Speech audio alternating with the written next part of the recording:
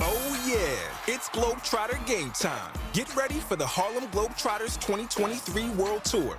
Presented by Jersey Mike Subs. All new, non-stop action, amazing basketball skills, 4-point shots, high-flying dunks, and more. Get tickets for the whole family, where you can be part of the action. Playing Thomas & Mack Center on February 23rd. Go to harlemglobetrotters.com. The fastest weekend of the year is headed back to Las Vegas Motor Speedway March 3rd through 5th for the Pennzoil 400. As NASCAR swings west, this race is right here in our own backyard. High speeds, trading paint, and all-out racing action make it a great choice for exhilarating entertainment. Bowman, the showman, has won at Las Vegas in overtime. Las Vegas Motor Speedway treats locals right. Free parking all the time. What happens in Vegas, the locals attend. Coach Harvey Hyde is heard right here on 1400 KSHP North Las Vegas. Online at kshp.com. It's time for the most interactive radio program in Las Vegas today. It's time for Pushing the Limits with Brian Shapiro. Brian will talk sports, politics, entertainment, and anything that matters to you. Feel free to call Brian at 702-221-7283. You want answers? I want the truth! Now, Pushing the Limits, here's Brian Shapiro. All right, what's up, everybody? Happy Thursday. It is Pushing the Limits. So glad you could join us. Broadcasting everywhere, not just on KSHP, but of course on the YouTube page, which is PTL Vegas. We are broadcasting on TikTok. We are broadcasting on Twitter. We are broadcasting everywhere, and I'm so glad that all of you could join us on this Thursday. We have a very, very, very busy show today. Another mass shooting. This time it happened in a mall in Texas. Again, another tragedy. So joining us coming up at the bottom of the hour here, we're going to be speaking with Texas House member, Texas Representative John Rosenthal, going to talk to us a little bit about what Governor Abbott is doing when it comes to gun control, if anything, and plenty of other issues, of course, to get to. This train derailment story is getting more interesting by the hour, it seems, because a lot of Republicans are blaming the Joe Biden administration. But as it turns out, it's actually the Trump administration that is partially responsible for this train derailment. That's not an opinion. That's actual fact. So I'll talk about that a little bit later on in the show as well. Very funny comedian going to be joining us next hour. His name is J.L. Calvin. Does an incredible Donald Trump impersonation. In fact, I want to play a little bit for you now. This guy, J.L. Calvin, is so awesome. He's just absolutely hilarious. So he's going to be joining us in hour number 2. Here's a little taste of J.L. Calvin, and I know he's going to be doing a little bit of Donald Trump for us later on in the program, but here's what J.L. sounds like. He just put this clip up in regards to Nikki Haley yesterday. It's hilarious. Have a listen to this. I wake up this morning, ready to have a nice McDonald's breakfast to kickstart my strong day, and I see news. I see not so nice news. Nikki Haley, who used to work for me, okay?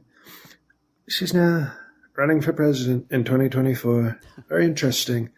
Because you know who else is running for president? Me. It's called me. And it's called disloyalty. Now, I accept this from White Boots DeSantis. He's practically got disloyal in his name.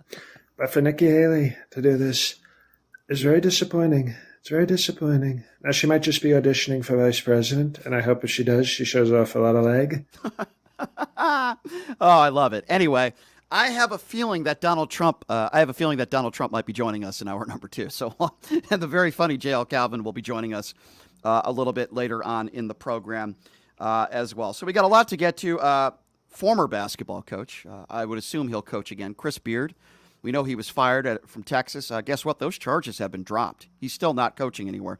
We'll talk about that a little bit later on in the program as well. All right, I want to get this out of the way right now. Don Lemon, CNN. So Nikki Haley the other day announced her presidency, right? And she made some comments about, we need a president that's in his or her prime. I think it's probably a stupid choice of words. I think between the ages of 30 and 70 would probably be a good age frame. But, defining what is in your prime could be different. So Don Lemon is taking some flack from a lot of people on the right. Here's why. Don Lemon made a statement about women in their prime on their morning show this morning. Let me play the audio for you first, and then we'll comment on it after. Here it is. All the talk about age makes me uncomfortable. I think it's the wrong road to go down. She says people, politicians or something are not in their prime. Nikki Haley isn't in her prime. Sorry. When a woman is considered to be in her prime in her 20s and 30s and maybe 40s. What are you talking? Wait. That's not according to me. Prime for what? It depends. I mean, it's just like prime. If you look it up, if you Google when is a woman in her prime, it'll say 20s, 30s, and 40s. I don't necessarily. 40s. Oh, I got another. I'm not saying decade. I agree with that. So I think she has to be careful about saying that politicians aren't in their prime. You need to qualify. Are you talking about prime for like childbearing, or are you talking about prime for being president? What the facts are. Google it. Everybody at home. When is a woman in her prime? It says 20s, 30s, and 40s. And I'm just saying Nikki Haley should be careful about saying that politicians are not in their prime and they need to be in their prime when they serve, because she wouldn't be in her prime according to Google or whatever it is. All right, so here's my opinions on this. First of all, full disclosure, Don Lemon. I'm not a Don Lemon fan. I do watch some CNN. I don't like Don Lemon. I don't think he's very talented, and I think he says a lot of stupid things.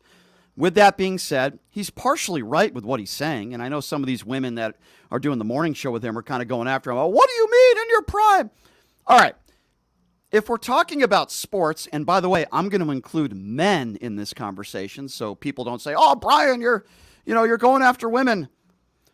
You're a chauvinist. I do get that from time to time when I speak facts. Like when I talk about the WNBA and WNBA players do not deserve more money, people will call me a chauvinist when all I'm stating is facts about the business. Let's talk about Nikki Haley and Don Lemon. Don Lemon apologized. I don't think he should have apologized for anything. Here's why.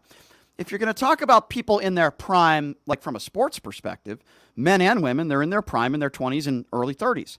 But we're talking about being a politician. Now, if you Google women, which I did, in their prime, if you're talking about sexually, usually they're in their prime in their 20s. If you're going to talk about physically as a whole, it would be 30s, mentally 40s, and you could make the argument maybe early 50s. But Nikki Haley's in her early 50s. I wouldn't necessarily say she's in her prime. Listen, there are people in their 70s that could be, that function great and could be a great president. Notice how I'm not saying women. I'm just saying people in general. I think that's where Don Lemon made the mistake. He's focusing on women. Let's just talk about people in their prime in general.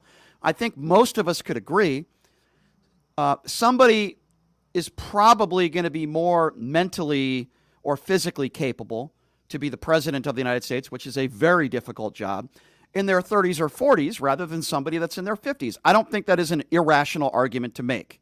I really don't. I think Don Lemon, crossed the line there because you could make the argument you're early 50s, mentally you're still in your prime. But what about this? I'm going to speak to both Don Lemon and Nikki Haley. Instead of talking about being in your prime, let's just have age ranges. Let's just say 30 to 70. Why is it that you can't be 25 years old and be the president of the United States? Well, a lot of people would say your brain needs to mature a little bit. Okay, I don't have a problem with that. Does that mean that everybody that's 28 years old couldn't have the mental fortitude to be president? No, but the age is 30. Why are there no age limits? Well, could you be 85 and be the president? Yeah, you could. I don't think a lot of people would vote for you, but you could. So why not put the age limit between 30 to 70? And let's stop talking about people being in their prime. Nikki Haley is no spring chicken. She's still fairly young, right? She's in her early 50s. But I wouldn't say Nikki Haley's in her prime. Does that mean she's not capable mentally or physically of being the president? No, I'm not saying that. It's a case-by-case basis, right? Why don't we have the age range 30 to 70? When you're 70 years old, you can't be a president. You can't be a senator. You can't be a congressperson. You can't even be a mayor. Does that mean that everybody that's 72 years old isn't capable? No. I also think there's 28-year-olds that are probably capable of being the president of the United States, but let's put an age range down there. Let's do that. Let's go 30 to 70, but I think they're both wrong in a sense, and yet they're both right in a sense. Nikki Haley makes a valid point. This includes Joe Biden. This includes Donald Trump. They're old. I don't want somebody in their mid to late 70s or early 80s to be the president of the United States. Republican or Democrat. I don't want that. Somebody said 35 to 65. I wouldn't have a problem with that either. Yes, I believe there should be term limits. But 30 to 70, I would say 70 would be the maximum. You could make the argument for 65. That's okay, too.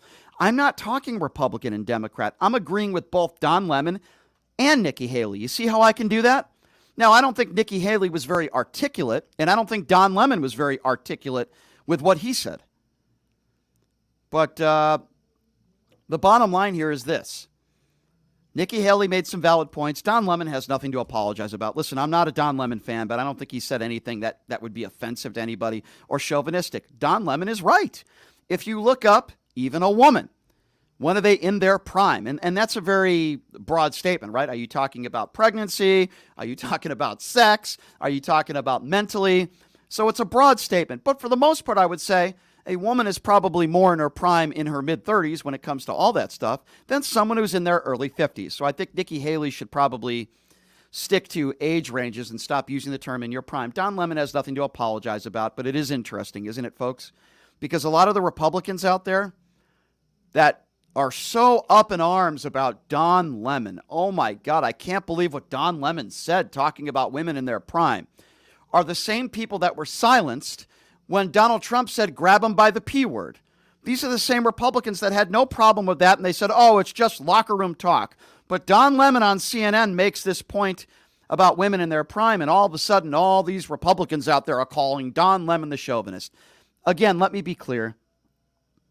Don Lemon had nothing to apologize about. I don't believe he made his point very, very well. I don't think Don Lemon is an extremely intelligent person. I don't like Don Lemon. I didn't like his show at night, and his show in the morning is not getting any ratings. There's a reason for that. I don't think he's very good. Okay, I don't like the morning show. I rarely ever watch it. The only reason why I heard about Don Lemon because I saw this clip all over social media earlier today. So both can be right, Nikki Haley and Don Lemon, and both could have been more articulate in what they said. Yes, we need term limits. I don't want people in their 70s running for office. That includes Joe Biden and Donald Trump. That's my opinion on that. And like I said, I'm not a huge Don Lemon fan, but in this situation, I don't think Don Lemon was necessarily wrong. And I also don't think Nikki Haley was essentially wrong, but Nikki Haley is not in her prime. Can we just stop that? Doesn't mean she's not smart. It doesn't mean she's not capable mentally or physically. That's not what I'm saying. But Nikki is someone, man or woman, when you're in your early 50s, you're not in your prime. I am 42 years old, and I can tell you I'm not the same man I was when I was 22. And I mean that across the board for everything, right? I'm a little bit more forgetful. Testosterone levels are probably, without getting too specific, what they once were. I've lost some hair. I grow hair in all the wrong places now at the age of 42. I am not in my prime. Doesn't mean I'm not capable of doing some of the things I did when I was 20, but let's just be realistic here. Woman or man, when you're in your early 50s, you can't do everything you could have done when you're in your 20s. That's just simply what it is, right? So let's be fair about that. All right, I want to touch on this real quickly before I get to our next guest at the bottom of the hour. The guest is Texas House Representative John Rosenthal. We're going to talk about, the gun violence, what's going on in Texas last night at the strip mall and much else. Have you guys heard about this? If you live outside of the state of Nevada, maybe you didn't. There's a big sports book globally around the world, but it's very prominent here in Las Vegas. They're called William Hill. Here's what happened. Halftime of the Super Bowl, they have a phone app where you can place bets on your phone. That entire phone app went down, and it just got back up yesterday. All of William Hill's sportsbook across Nevada were down for a couple days. So what does that mean? It means if you had a winning ticket on the Super Bowl, you couldn't cash your ticket for at least 48 hours. You want to talk about extremely problematic. They just got the William Hill app up yesterday, and now everything is back up and running. While the William Hill app was down in the state of Nevada, William Hill was still accepting bets in person. I have so many problems with this on so many different fronts, starting with this. First of all, what is William Hill doing about it? Well, I'll tell you what William Hill's doing about it. They're giving every customer 2 free $50 bets. Now, I find that to be extremely insulting. What if you're a $500 bettor or a $1,000 bettor, hypothetically speaking? What's $50 to you? That's insulting. I'm also on the other side not saying if you're a $5 bettor or a $10 bettor, you should have $1,000 in your account. That would be ridiculous. I'm not saying that either. But what I am saying is this. What William Hill should have done, because this is inexcusable, it's an embarrassment for the company, and it is an embarrassment for everything surrounding sports betting. What William Hill should have done is this.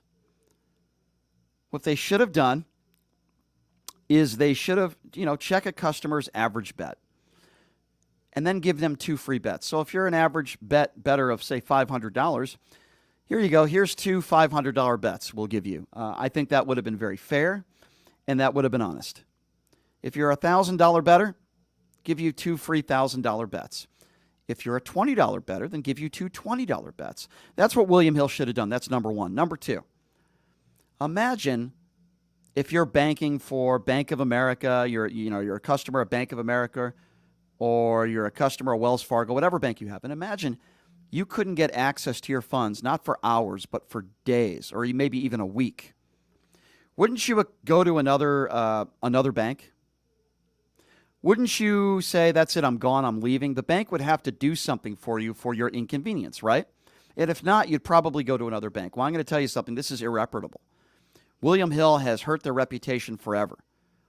This cannot happen. By the way, it certainly can't happen on the biggest gambling sports betting day of the year, which is the Super Bowl. Keep in mind, this all happened at halftime. At halftime. And some people are saying, well, that would be too costly. Do you realize that William Hill is a billion-dollar business? Do you know how much money that William Hill makes, even on an hourly basis, let alone a daily basis or a weekly basis? This is insulting what they have done. And by the way, they're also liable, and I'll explain why. Let me talk to you about the tourists. Imagine if you come to Las Vegas and you put, a couple grand on the Super Bowl. You win your Super Bowl bet, and you spent most of your money, but you won your Super Bowl bet, and you have a couple grand left in your bank account, and you assume you're going to be able to get that money either Sunday night or maybe Monday, and you're from out of town. So you spend the rest of the money that's in your bank account, which is your right to do because you won a sports bet, and you're expecting to collect on that sports bet. And William Hill tells you when you show up to the window, I'm sorry, our system's down. We're not going to pay you. We're not going to be able to pay you. We don't know when it's going to be back up. And you have no money. Don't you think William Hill should be liable? Don't you think that should happen? Don't you think that William Hill should be liable for the fact that that tourist didn't have any money because your system was down? Now, some people might say to themselves, hey, Brian, 2 free $50 bets, it's a great gesture, and they're doing the right thing. Not to somebody who's $1,000 a game better. Now, to somebody that's a $20 parlay player, to somebody that has $100 in their account, they're going to be very happy with that, and I understand that. But I'm talking about the people that are sports bettors, that are $500 bettors, $1,000 bettors, and mark my words, William Hill has plenty of those bettors. That is not fair. It's just simply not. What about the people that were expecting thousands and thousands of dollars on a return on their Super Bowl bets? What about the people that were going to bet at halftime of the Super Bowl or that were going to bet the second half? This affects everybody's bottom line, especially those that are big bettors, and it's wrong. I'm sorry, it's wrong. And somebody made a good point on social media. They said, you think any big bank would give a damn? Probably not. I'll agree with you. Probably not. But that's the problem that I am talking about right now. Big companies like William Hill or big banks, they really don't care about you. They only care about themselves. William Hill effed up big time. They pissed off a lot of people. And here's the thing about this story that is the worst for me anyway. While the William Hill phone app was down and people didn't have access to their money or their account when it comes to William Hill, a couple days after the Super Bowl, the sports books opened up and they were taking bets. Ladies and gentlemen, that is disrespectful to every customer out there. That was wrong. The books should not have been able to take bets until the phone app was up and working. That was wrong. And that was disrespectful. It was wrong.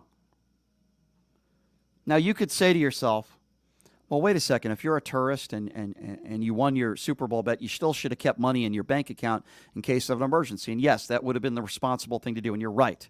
But that doesn't make it any better with William Hill. I've talked to a couple people on social media that were tourists that were here in town that didn't have any money because they were expecting getting paid on the Super Bowl bets. And by the way, they didn't spend all their money until they knew they won their bet.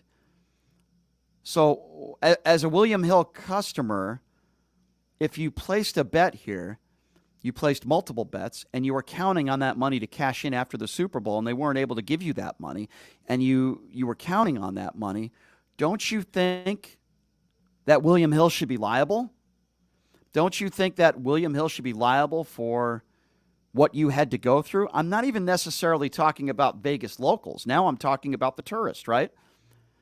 This is disgusting. This is a joke, and this is an embarrassment to William Hill. I think we all could agree on that. This is an embarrassment. Here's what I say should happen as far as punishment is concerned. Now, the Gaming Control Board here has already been investigating this situation. As I said, the books are up and running. The app got up and running yesterday. Here's what I think should happen. Now, I've already talked to you about what I think William Hill should do for bettors. Take their average bet over the course of the last 6 months or the last year, or even since they became a customer. Take their average bet and then give them 2 of those free bets, or even 1 of those free bets. If you're a $1,000 a game bettor, give you a $1,000 free bet. If you're a $20 game bettor, then give you $20. I've already discussed that, right? I believe that the Gaming Commission should suspend William Hill and put them on a probationary period. Suspend them for a week, 2 weeks, a month, whatever the case may be. Take money out of their pocketbook, so to speak, and suspend them. And put them on a probationary period where if anything even close to this ever happens again, you are going to lose your gaming license in the state of Nevada. And by the way, if that did happen, William Hill would be just fine because they are all over the world globally. That's what I think the Gaming Commission should do. And I also think William Hill should take care of their customers a little bit better. All right, here's what we're going to do, ladies and gentlemen. We're going to take a quick break. And when we come back, looking forward to talking to this guy. He's state representative out of Texas, John Rosenthal. We have a lot to get to with him, not just politics in Texas, but national politics as well. Certainly, we're going to talk about this El Paso mall shooting. Boy, they've had their share in El Paso of tragedy, haven't they? We remember the Walmart shooting. How could we forget that? So John Rosenthal will be joining us next, and we'll be talking about that and plenty more. We'll take a quick break, and we'll be back with John Rosenthal right after this. You're listening to Push the Limits right here on KSHP.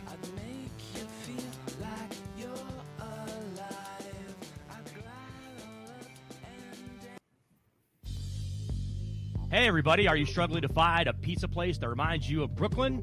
That true blue New York style pie? Well, worry no more. Stallone's Italian Eatery Pizza is a knockout. We're located at 467 East Silverado Ranch Boulevard, just off of Premier Road, half a mile east of South Point Casino, just minutes from the Las Vegas Strip. Come by and grab a slice of pie. Plus, check out our Brooklyn-inspired Italian cuisine. Our sandwiches are super. Hero, that is. Because why be a sub when you can be a hero? Stallone's Italian Eatery is here to serve you phenomenal food, Vegas. Forget about it.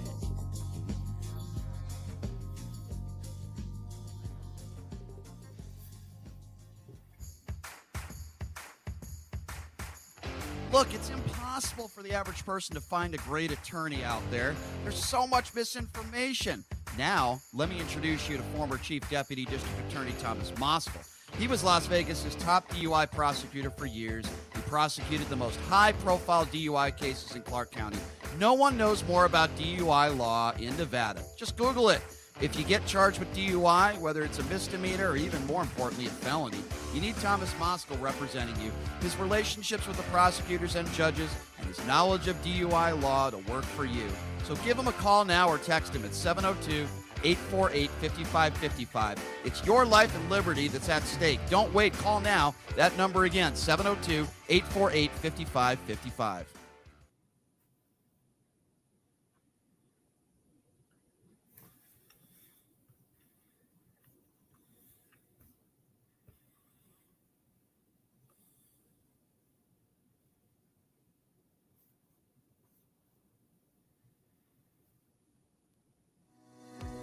Hey everybody, it's Brian Shapiro from Pushing the Limits. I want to tell you guys about Sahara West Urgent Care and Wellness. They're conveniently located on the southwest corner of Sahara and Jones. They're open Monday through Friday, 9 a.m. to 9 p.m. and Saturday, 9 a.m. to 5 p.m.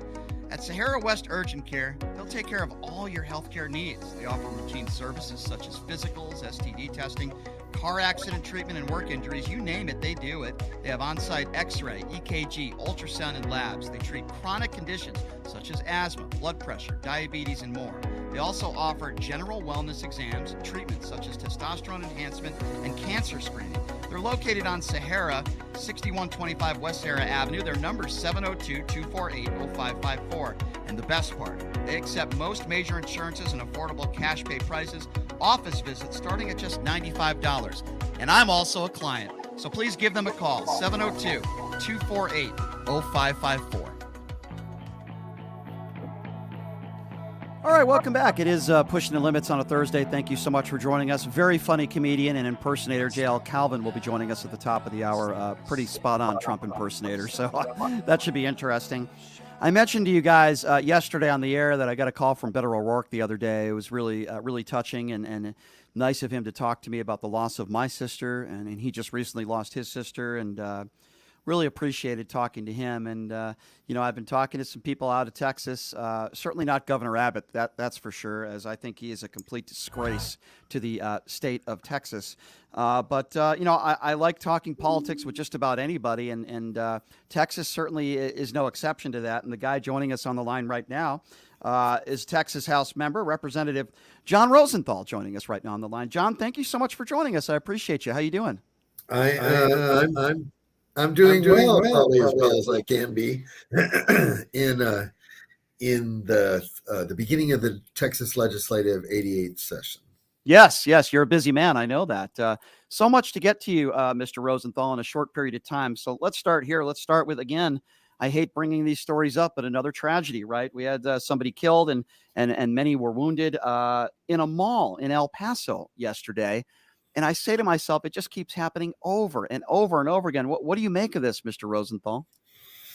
Well, it's a horrible situation. So first for the people of El Paso who have already been traumatized by mass shootings, and it was just a couple of years ago. It was 2019. Yep. It was 2019, and that the Walmart is like less than a block away from where this shooting happened. So it is the same community that has experienced this gun violence. And, I haven't been in politics for a long time. Your listeners probably have never heard of me. And certainly most people don't even know who their own state representatives are, much less somebody from across the country. But I left. I'm an oil and gas engineer, and I left my career to run for politics as a anti-Trumper.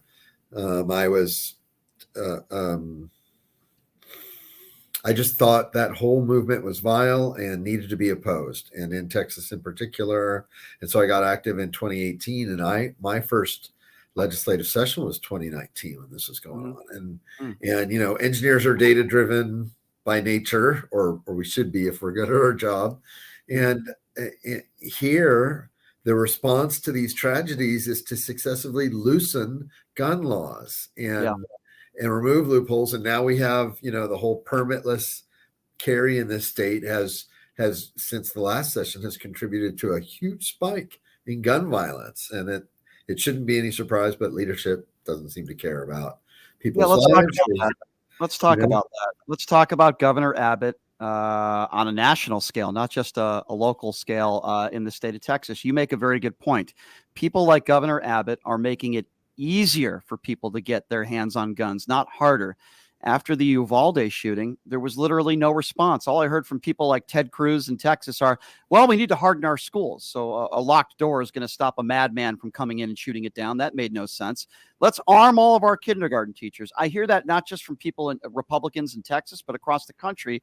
They seem to think that more guns are the answer, Mr. Rosenthal, not less guns. What are your thoughts on that? I'm with you. So clearly, more guns leads to more gun violence. The response to the Uvalde shooting was in this legislature was to actually pass a law where you're allowed to store your weapons in your car in a campus parking lot. So you can literally keep an arsenal on campus, and that's the Texas response to school shooting. It's completely insane to continue going down the same path, especially in the face of the data showing that the violence increases.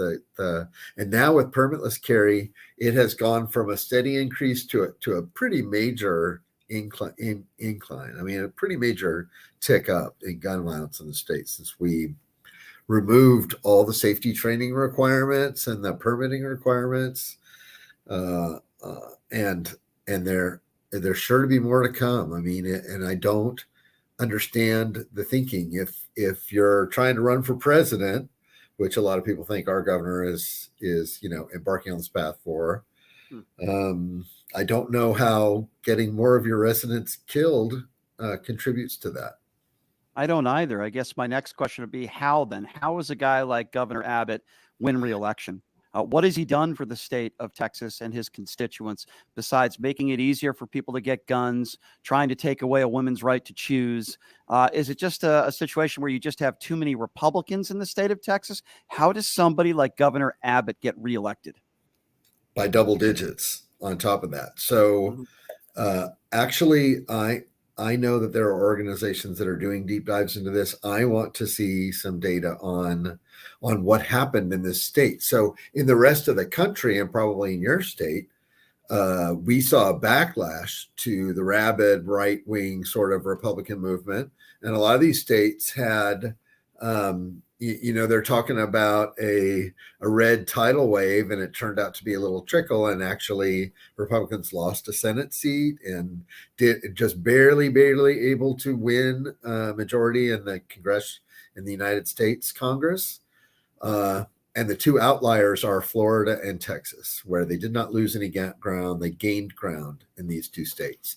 And interestingly enough, you got these two governors who a lot of people are talking about in terms of the next presidential election being candidates or front runners or whatever. And I don't know what happened here. So when Beto O'Rourke ran against Senator Ted Cruz, who's infamous for a number of things, including abandoning his state during the worst ice storm in the history of the state, and flying off to Cancun, and we call him Cancun Cruz now.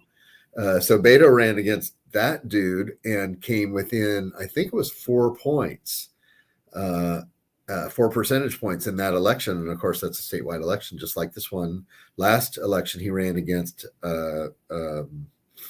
Greg Abbott for the governor's chair, but lost by more than 10 points. So someone's going to have to help me understand how it is that we've got so much population growth in this state that for the most part is progressive and Democrat, and yet we have lost ground in the statewide race, which was our best chance to fight back in this last election cycle. I want to ask you about this, and I get it. He's not a politician; he's a celebrity. But I've always been a fan of Matthew McConaughey. But I got to be honest with you, I was disappointed in him for this reason.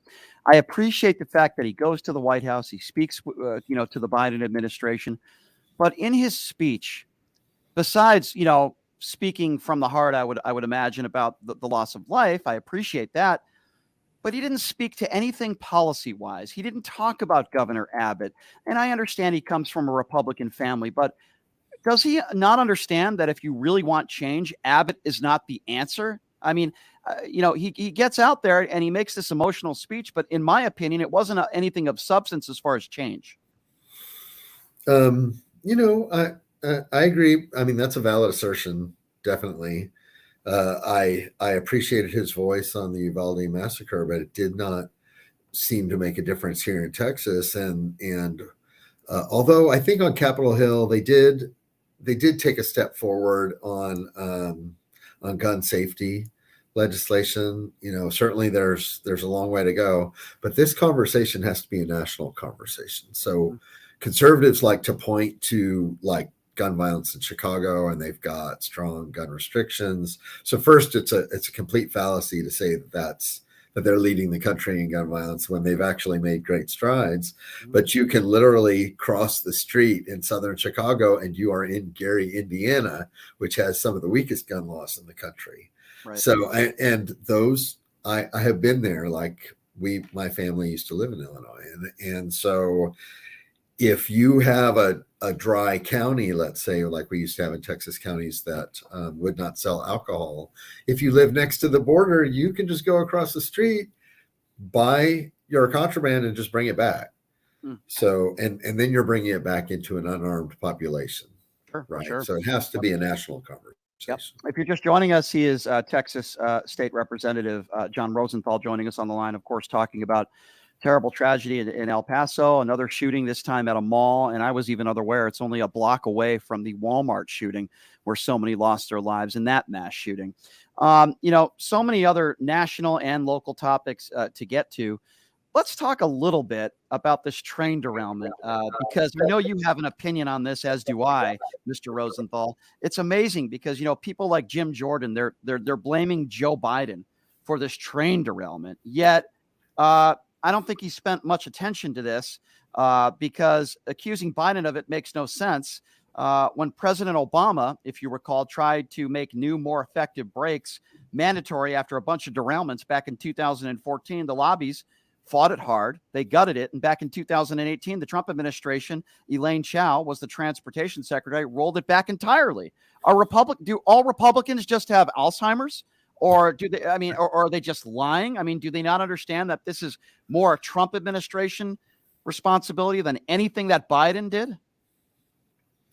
Well, it's a good, I think what you're pointing at, besides the bold rote hypocrisy of the whole situation is an unserious approach to policy. And so when you're all about performative politics and the raw pursuit of power, there is no right, there is no wrong, there's no ethics or morals, there is only the raw pursuit of power. Mm-hmm. And so you see politicians like Kevin McCarthy and Nikki Haley now, right, where they don't have the personal constitution to make a moral stand on whatever your morals are. Say what you're about and then stay with that. I actually would prefer to be unelected than to violate my personal morals, because that's something I get to carry with me all the time to the grave. Nobody can ever take it away from me. Right. I'm the only one that has exercise over that. Yes. And so I just wish these folks would make their policy, let's have the policy debate and then let the people decide. That's the whole notion of a representative democracy, right? But that's not the world that we're living in with these folks. We can say they're off in la la land, or they're inundated by negative propaganda or right-wing propaganda or whatever it is. I just say they're willing to say anything in the moment that they think will serve them. And that does not help us move anything forward if we're not having substantive debate on policy positions. Yeah, Mr. Rosenthal, I could not agree with you more on that. You mentioned decency, you mentioned morals, which are, to me, that's the main thing for me on how I vote, Republican or Democrat. I want someone with decency and morals. I look at a moment, there were a lot of moments during the State of the Union address of Joe Biden where we can point out a lack of morals or decency. But I'm going to talk about Mitt Romney for a moment because, Mitt Romney, I don't always agree with him, and I'm sure you don't always agree with him on policy. But, there's a moment where George Santos is a few feet away from him. And the moment I'm talking about, where Mitt Romney basically says, for lack of a better term, he basically says, get out of here or get to the back of the room. You don't belong here. And I say to myself, that is decency right there, because he's pointing out what's wrong. And I don't see any of the other Republicans, publicly at least, doing a lot of that, including McCarthy. But there's a moment where Mitt Romney did that, and he puts politics aside. He says, listen, man, you're basically just not a good guy, and you shouldn't be here. Why don't we see more of that, especially from the Republican Party today? And I would imagine, like me, you probably respect the fact that Mitt Romney did that. I do respect that he did it. And once again, just like I was just saying, it's about having principles. So whether I agree with Mitt Romney or not, he seems to be a decent human, and he's principled. He has stood up for those principles. And I don't think he's ever been, on the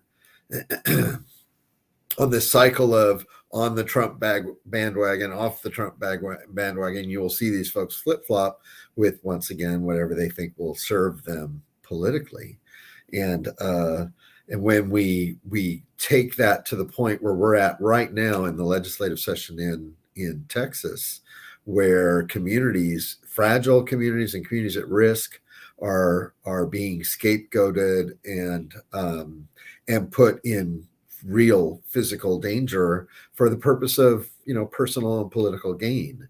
And so you have your right to life folks who are really threatening the lives of women with their personal bodily autonomy, agency, and healthcare, and gay, lesbian, trans, LGBTQIA communities. Some of these folks want to.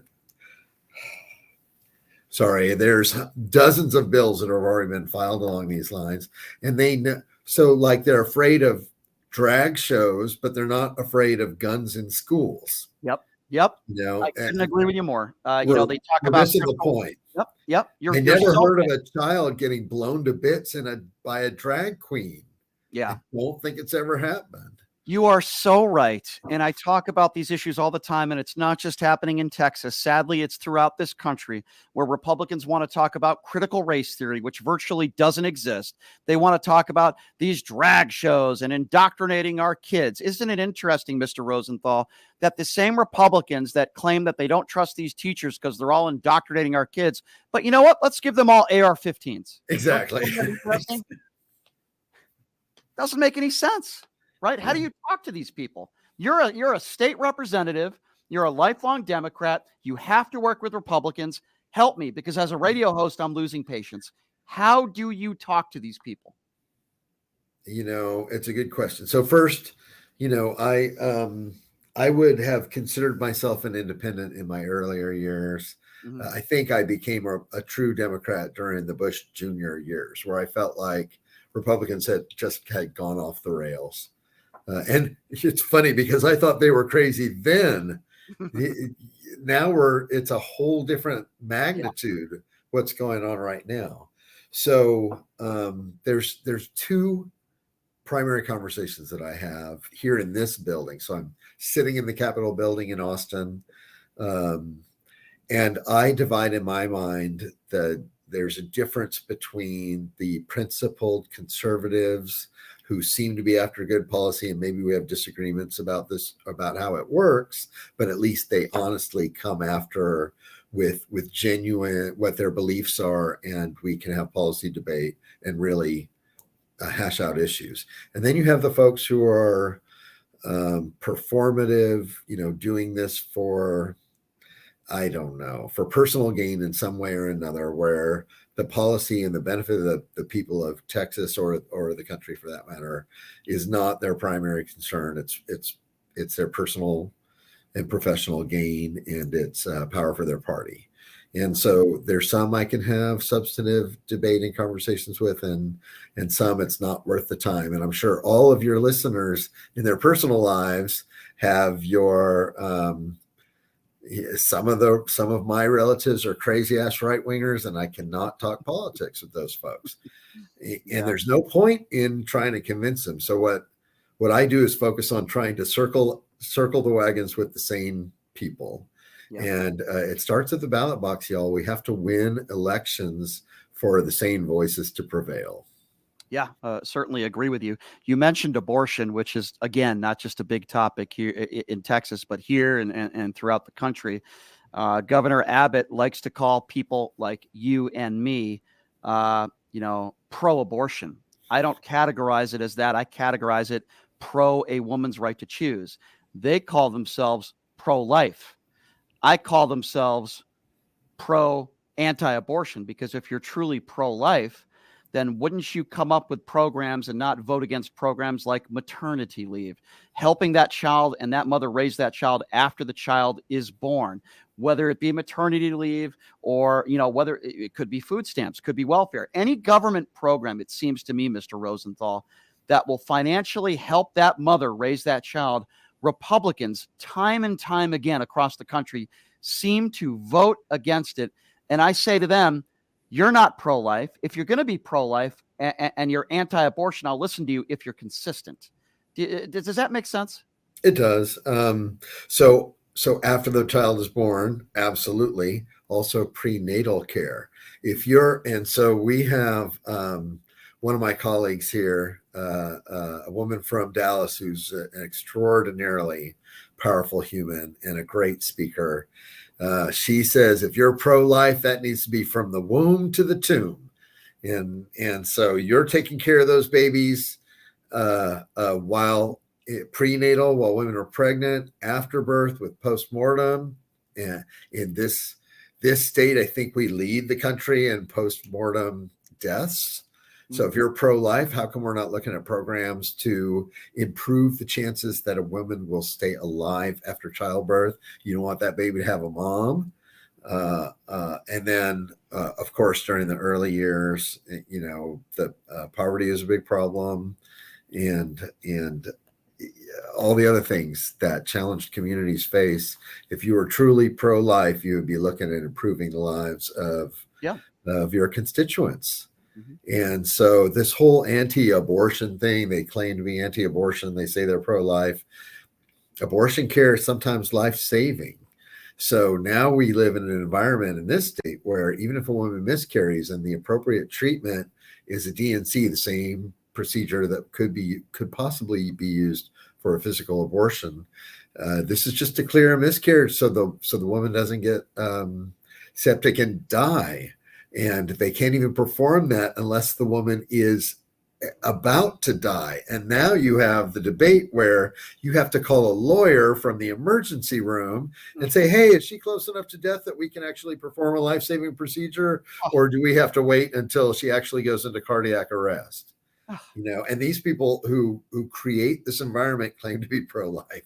It's a joke. It's a joke, Mr. Rosenthal. And it's a sad joke. And I talk about it, hypocrisy, all the time. And, isn't it interesting that many of these Republicans that complain about Obamacare have no replacement plan? Donald Trump being one of them, bashing Obamacare, which, by the way, has saved millions of lives. And yet, the package is coming. The new healthcare package is coming. It never came.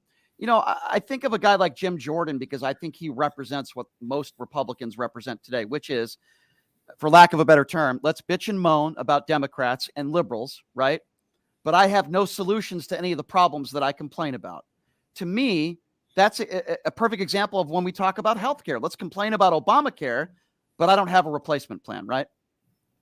So you're talking about Jim Jordan? Isn't he the guy that was complicit in the the sex scandal with young wrestlers at Ohio State? I'm sorry, I got his name wrong. I call him Gymnasium Jordan. Yeah.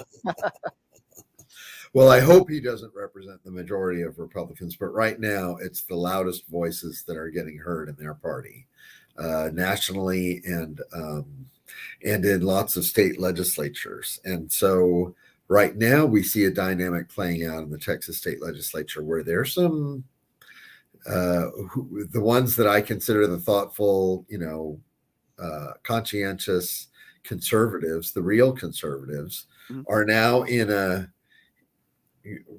real. Oops, sorry. Okay.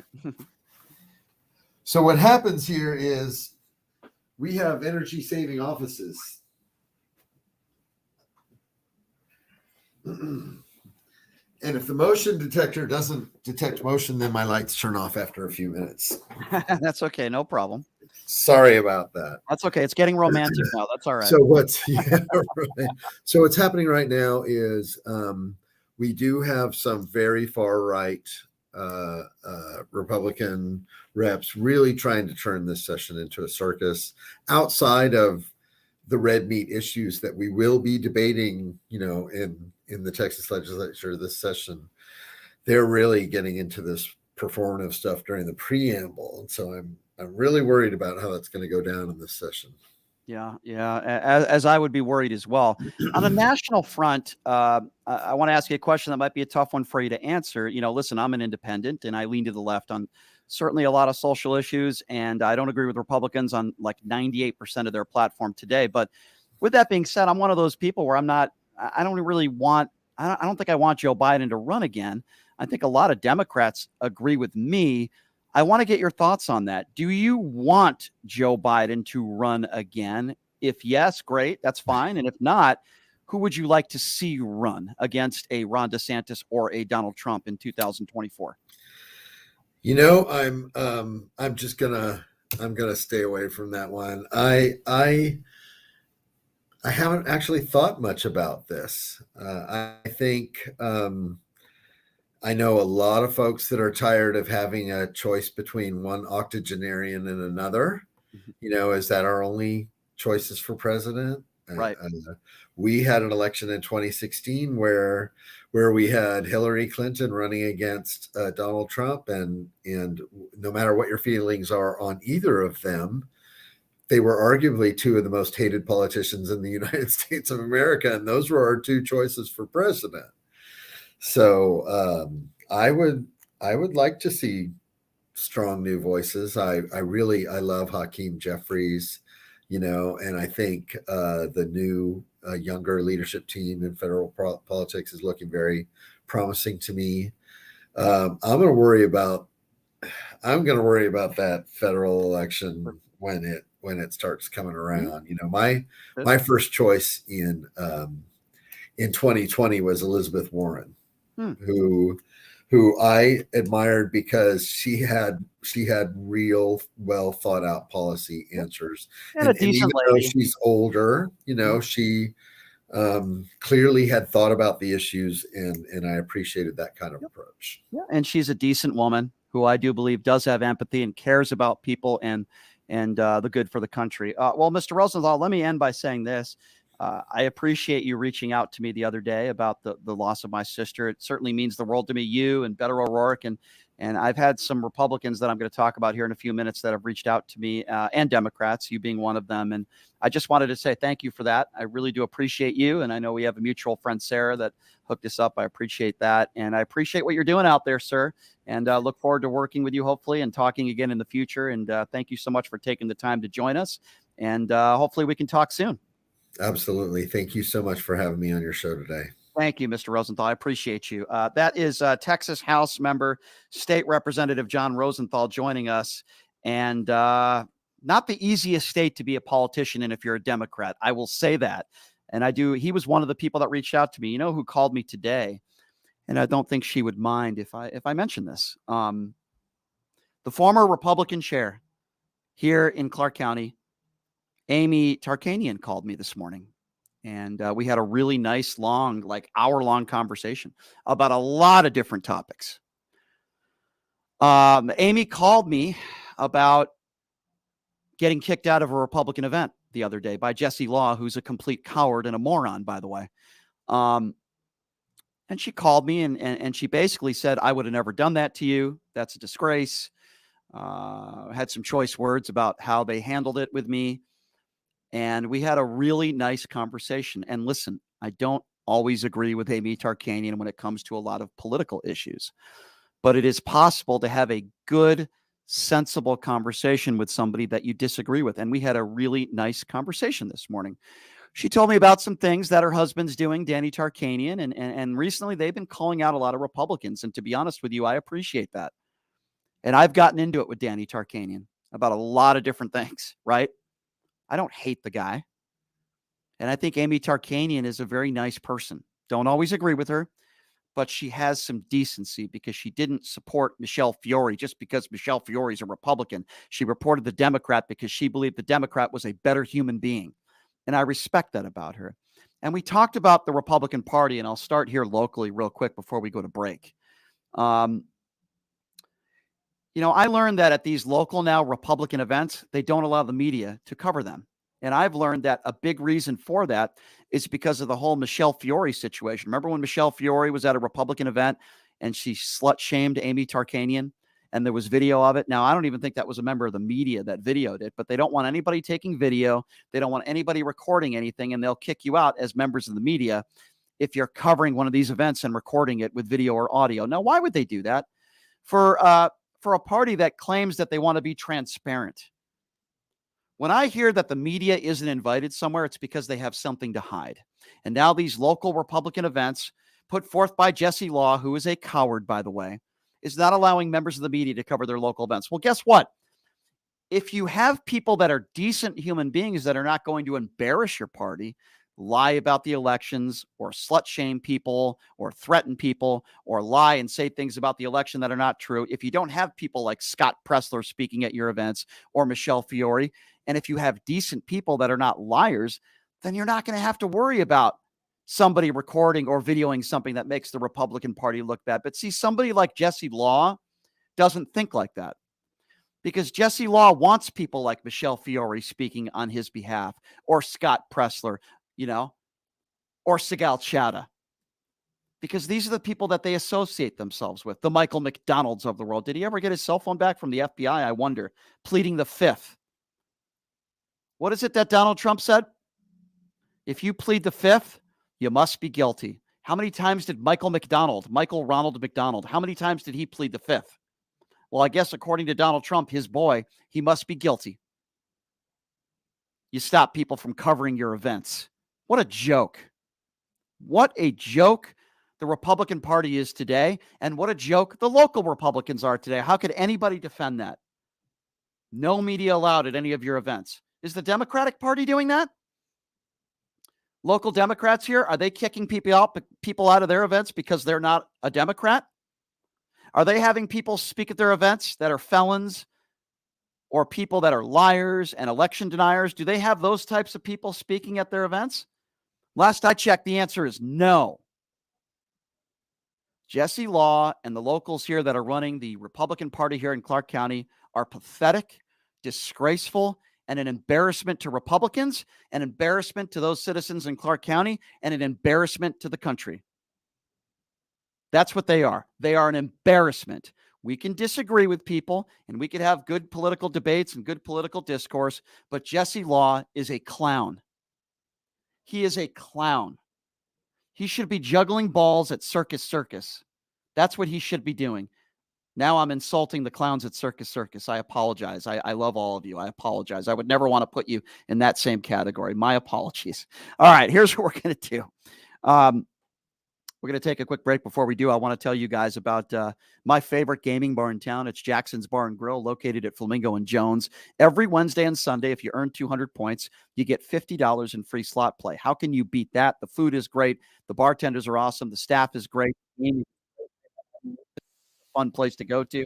And you'll see local celebrities rolling in and out all the time. Not me. I don't consider myself a local celebrity, but Larry Johnson is. Anderson Hunt is. Coolio used to hang out there all the time.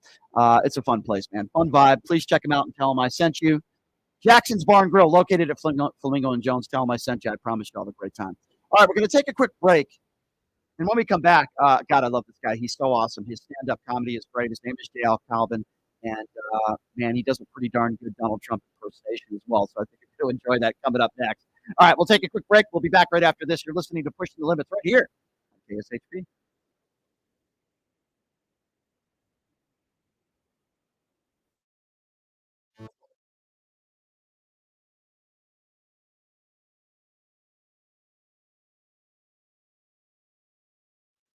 Hey everybody, it's Brian Shapiro from Pushing the Limits. I want to tell you guys about Sahara West Urgent Care and Wellness. They're conveniently located on the southwest corner of Sahara and Jones. They're open Monday through Friday, 9 a.m. to 9 p.m. and Saturday, 9 a.m. to 5 p.m. At Sahara West Urgent Care, they take care of all your healthcare needs. They offer routine services such as physicals, STD testing, car accident treatment, and work injuries. You name it, they do it. They have on-site X-ray, EKG, ultrasound, and labs. They treat chronic conditions such as asthma, blood pressure, diabetes, and more. They also offer general wellness exams and treatments such as testosterone enhancement and cancer screening. They're located on Sahara, 6125 West Sahara Avenue. Their number is 702-248-0554. And the best part, they accept most major insurances and affordable cash pay prices, office visits starting at just $95. And I'm also a client. So please give them a call, 702-248-0554.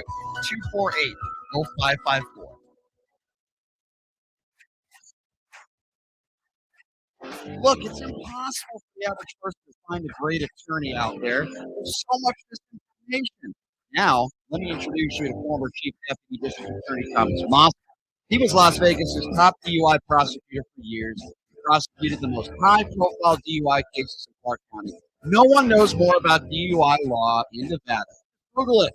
If you get charged with DUI, whether it's a misdemeanor or even more importantly, a felony, you need Thomas Moss representing you. His relationships with the prosecutors and judges, his knowledge of DUI law to work for you.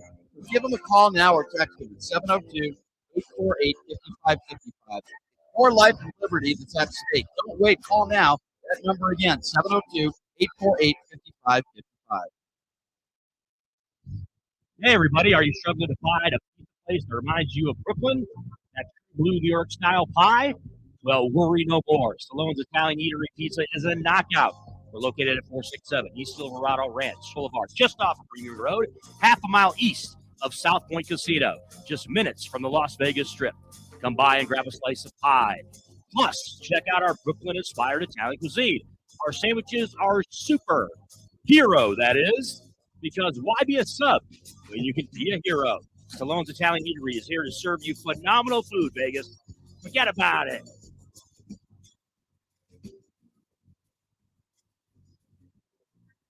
The Klondike Casino is a friendly local spot that features their signature restaurant, the Klondike Grill, serving up fresh food fast. Open for breakfast, lunch, and dinner just off the 95 freeway on Sunset Road in Henderson. You will find the Klondike Casino, featuring all your favorite games from the Strip in the comfort of a neighborhood casino. You can place a bet at their full-service sports book or start your day with a breakfast plate that comes with your choice of potato and toast. Or check us out for lunch or dinner and try one of our many sandwiches, like the popular beer-battered fish sandwich or the Philly cheesesteak. Check out the full menu at KlondikeSunset.com.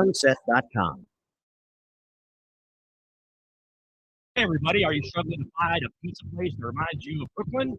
That true blue New York style pie? Well, worry no more. Stallone's Italian Eatery Pizza is a knockout. Located at 467 East Colorado Ranch Boulevard, just off of Premium Road, half a mile east of South Point Casino, just minutes from the Las Vegas Strip. Come by and grab a slice of pie. Plus, check out our Brooklyn-inspired Italian cuisine. Our sandwiches are super hero, that is, because why be a sub when you can be a hero?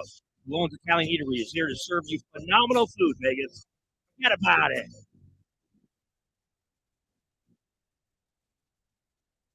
Welcome to Hash House A Go-Go, where we've been serving farm food and crafted cocktails for over 2 decades. Visit us for the full Hash House experience at any of our 5 Las Vegas locations. Hash House A Go-Go is where old school meets new and gets twisted. We bring people together over good food and fun. Come in for breakfast, lunch, or dinner, and come hungry because our portions are huge. Visit us online to see our entire menu at hashhouseagogo.com. Hash House A Go-Go. It's a Midwest thing, and there's nothing else like it.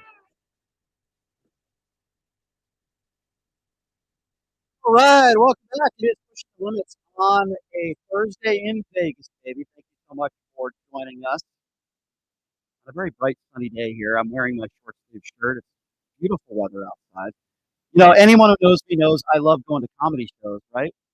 I love comedy shows. I love going to stand-up comedy, you know, and stand-up comics, you know, especially with everything that's going on in the world today, it's good to laugh, right? It's good to get some good laughs.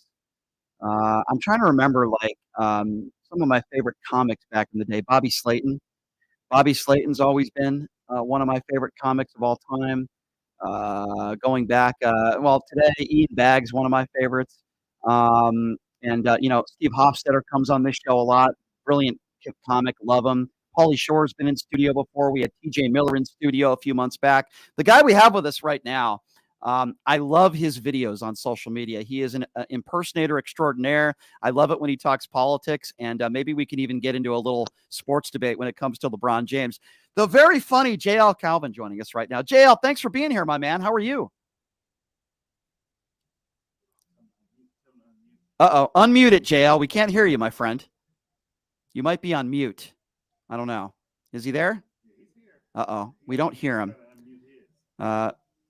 Is he mute? We can't mute comics. JL, are you there? There you are. Can you hear me now? Now I can hear you. There he is. Okay, the issue is I have you on speakerphone in a public cafeteria because the headset I have doesn't allow me to listen and speak through my phone. So if this sounds all right and you're okay with it, I can do it like this. But this is obviously not what I intended. That's okay. You sound completely fine. It's all good, my man. So, you know, before we get into some politics, Sure. You're a big LeBron James fan, right? I am. Yes, indeed. So I saw you on, because I follow you because I'm a fan of your work. I think you're absolutely hilarious. Thank you. But you had made a comment on my Facebook page making the argument that you believe LeBron is the best player of all time. Do you still feel that way? I was saying that an argument, I felt like what you had written said there is sort of, he is definitively not. And I was saying there is a legitimate, I'm a lawyer also, in addition to being a comedian. So I was simply saying, without getting my personal feelings involved first, that he has a case. Like if you brought the case to court and said, here's the case for LeBron James as the GOAT, there is a compelling case. I understand why someone would obviously say Jordan, who's usually the consensus one, or Wilt Chamberlain. I saw somebody I think a former player had mentioned in your feed that right. That Milwaukee Bucks, right? Was he a Buck? Yes. Pretty good. Yeah, I know 80s and 90s, depending on how many video games you played and how many basketball NBA cards champ, you collected. baby. Yeah. NBA champ. But I was saying like Wilt Chamberlain, there's obviously a case, I think, to be made for him, for Jordan, but I think LeBron also has a legitimate case. No, I think it's legitimate. Yeah, sure. I'm not going to say there's not a legitimate case. I just put Michael Jordan ahead of him. That's what I think I should do, though, JL. How do you think that lawsuit would go? I think I should file a lawsuit against everybody that thinks LeBron James is the best player of all time. You think I would have a chance? Well, I don't. I feel like the standard would have to be, you wouldn't be able to come up. You can argue that Jordan is the guy, but I think it's not definitive enough that the LeBron fans would just have to capitulate and say, oh, no, you're right, we quit. Here's damages for all the social media trauma we've caused you by yelling at you about LeBron. Fair enough. I just like to stir it up and cause controversy. But no, I respect that opinion. He's certainly one of the best players of all time, and that absolutely has to be respected. And passing Kareem Abdul-Jabbar is an incredible accomplishment, and nobody could ever take that away from him. So, JL, I heard a rumor that you're pretty tight with Donald Trump. Is that true? That is, unfortunately, that is true. We're both longtime New Yorkers, so it's like sometimes, you have a buddy in high school or college, and maybe you drift apart. One of you wants to become a tyrant, the other is just a humble comedian, but you remember your roots together growing up. So fair enough. Is the rumor true that you're actually having lunch with him right now? Can you put him on the phone? Oh, I can definitely put him on the phone if you just give me a second. He's just getting thirds at the. That's not a surprise. All right. Well, let me know. Let me know when he's sitting down. Is he sitting down next to you? Oh, here he is. Okay, I got him.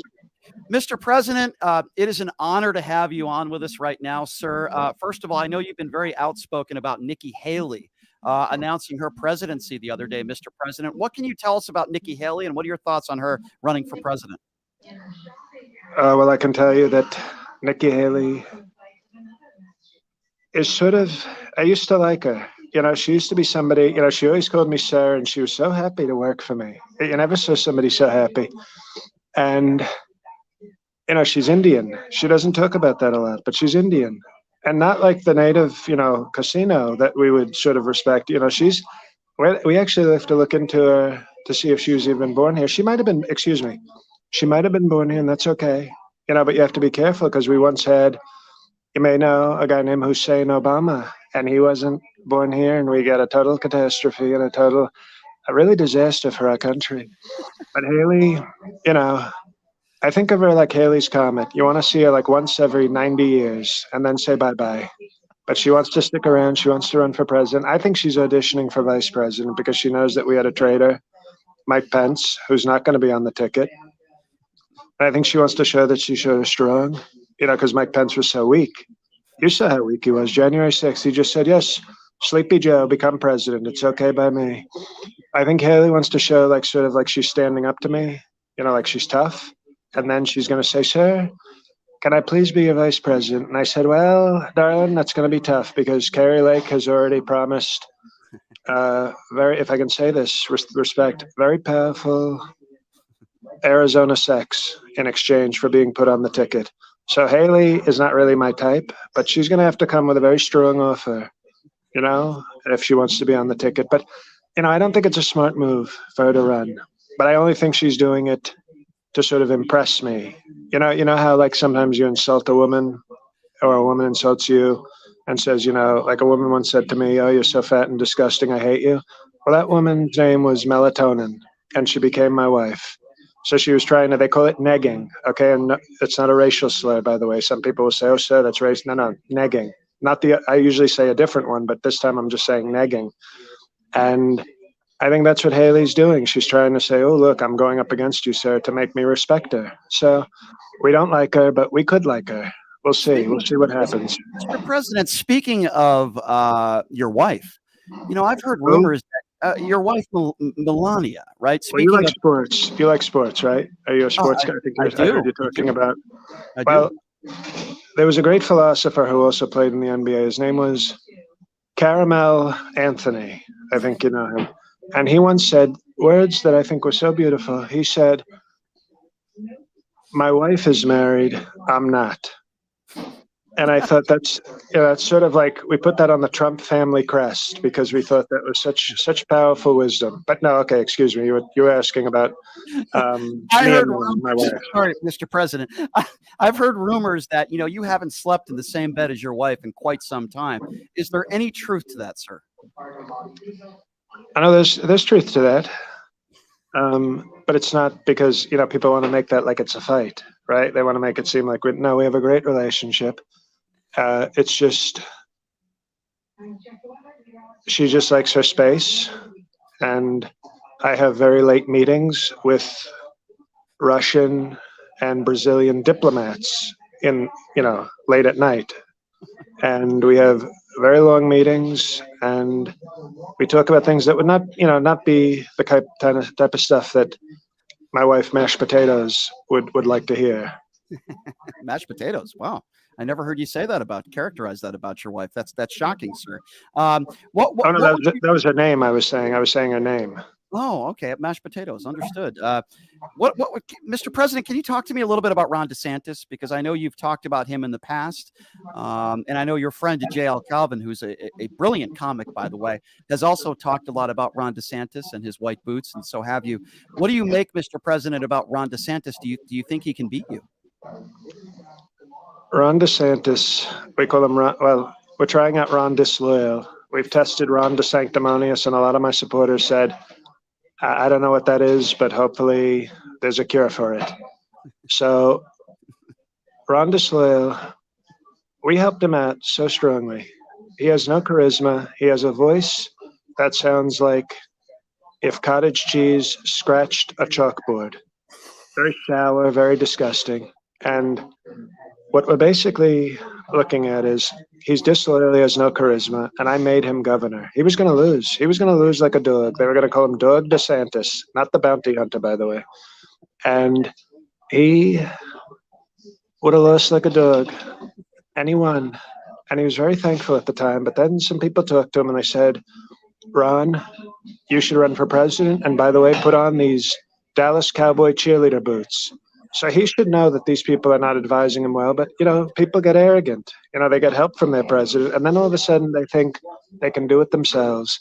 So I think he's in for a rude awakening. All 5'4", 305 pounds of him when he gets on the debate stage with me.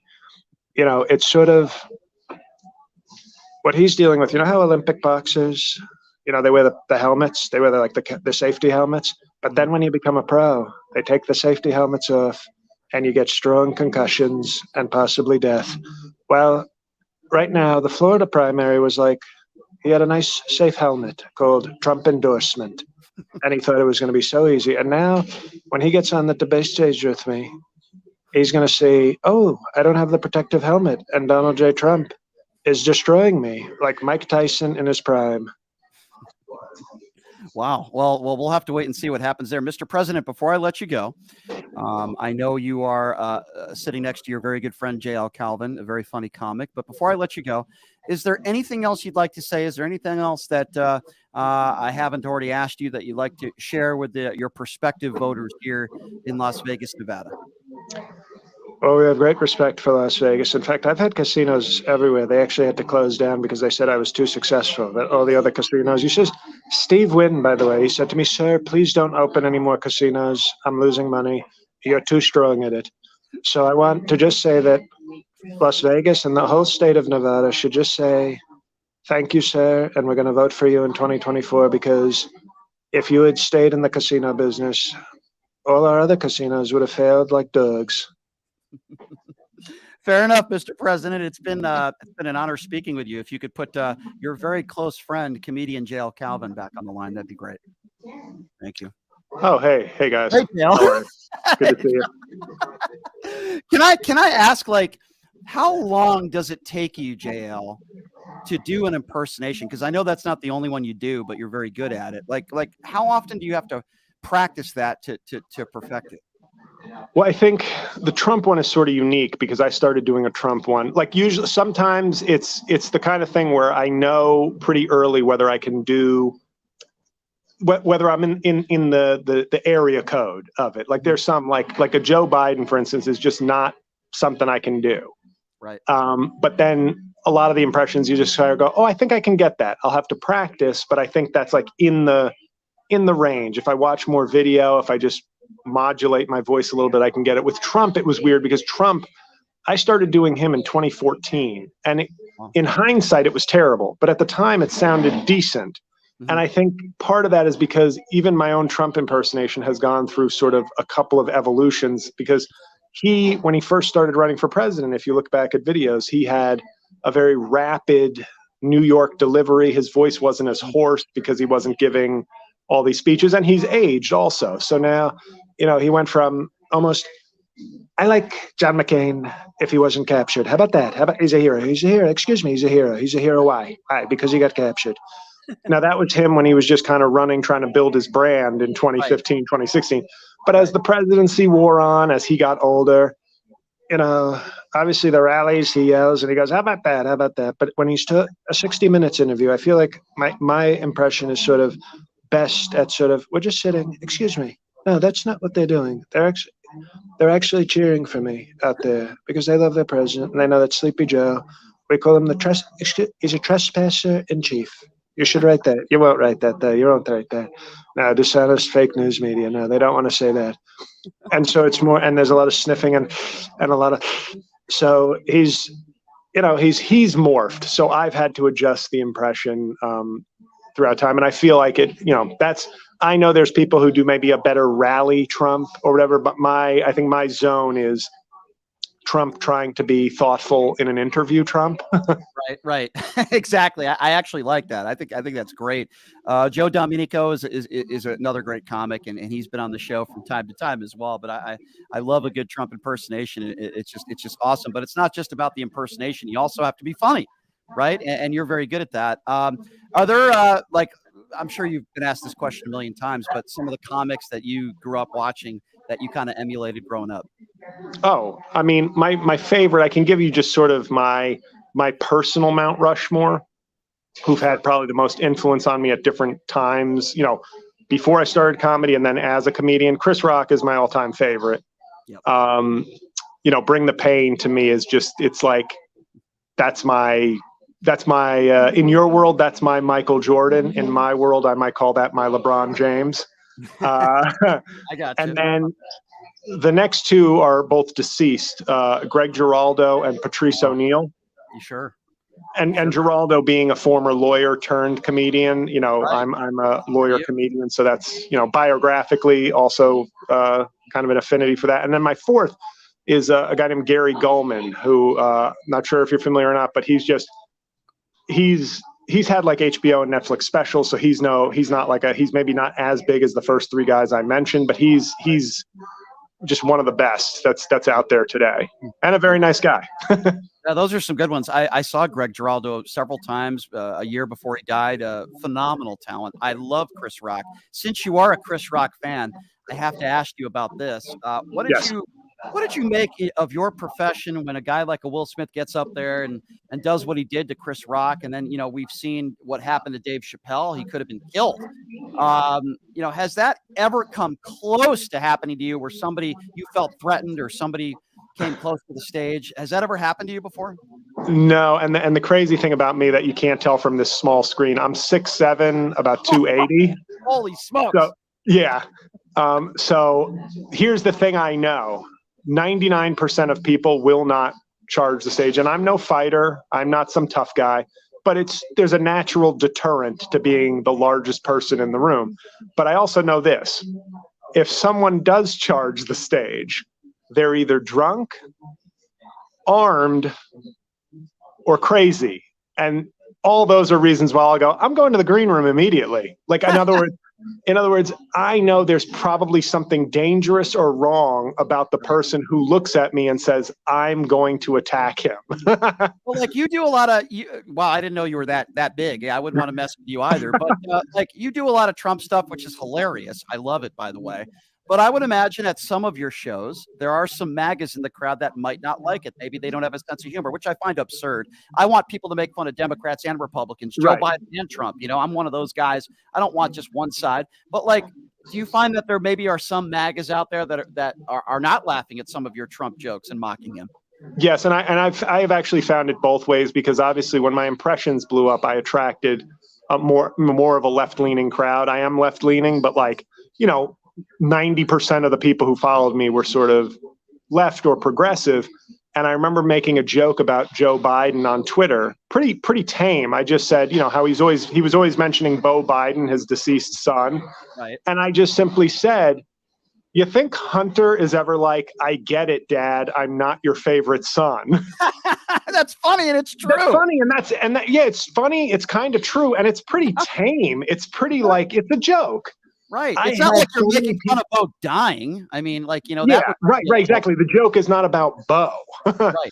And I had just an immediate stream of followers going, and these are people who've been watching my videos for, at this point, like 8 months and loving this. This is disgusting, unfollowing, block. And I'm like, what? That's why they give Republicans some bait to say wokeness, because that's the definition of wokeness right there. Right. Yeah. But as far as your question, I'm just using that to demonstrate I've had issues on both sides when I try to just be a comedian. Because the odd thing is the MAGA people, if they put politics aside, probably enjoy the sort of irreverent, sort of true stand-up comedian stuff that I do. And it's the people who love my impressions because I'm attacking the right that tend to like shrink from my actual stand-up.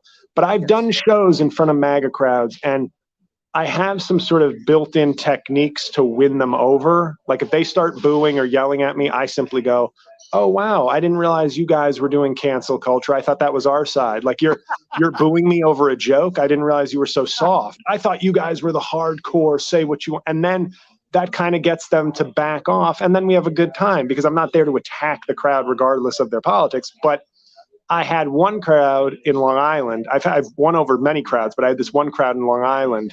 And I think it was because the crowd was sort of 50-50 in terms of the politics, that they didn't want to concede anything. So it was like, when I did a crowd that was like 90% MAGA, I could almost play the, hey, I'm just here trying to tell jokes. And then they realized they're in their home turf, so they could concede a little ground to me.